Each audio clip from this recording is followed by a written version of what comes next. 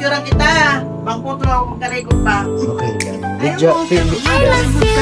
Ayan, 9 years silang hindi nagkita. So, binisita tayo ni Tita Itas, kapatid ni Mother. Ayan. Birthday niya ngayon, kaya nag-prepare kami ng... Ikaw mag-asali? Ayun! May kamulong pa. Ano to, John? Laing Alamelda. Laing Alamelda, si Mother ang nagluto. Ako naman ang nagluto nitong ating Si Mata. burger steak ala Jollibee. Hindi masarap. Hindi masarap, John. Sobra. John, kumusta naman ang ating burger steak? Delicioso. Delicioso. So, ayan, si Tita Itas birthday niya ngayon. Happy birthday. Kapatid ni Mother, pinakamatanda mama. Ayan, 9 years daw sila hindi nagkita. Binisita kami dito sa Clinico Santa Mesa kasi may duty nga ako.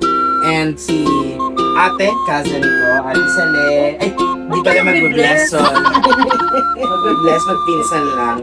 Ano yan? So yan, magpo-food trip lang kami today kasi may patient ako ng 1 at saka 2 p.m. tsaka 3 p.m. So dito lang kami. Dito na lang kayo magbabanding imbes na lalabas.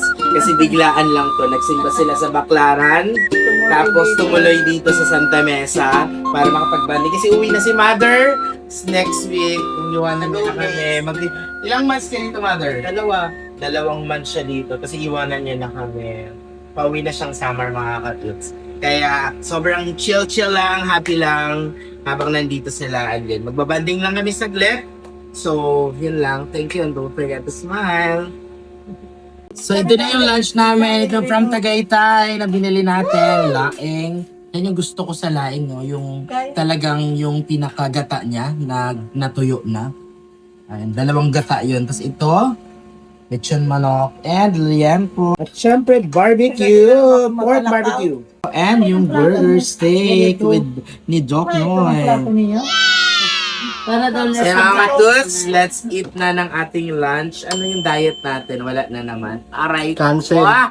Cancel diet. Pag may bisita kasi syempre kailangan natin wini-welcome yan. Tuts, kain na muna tayo.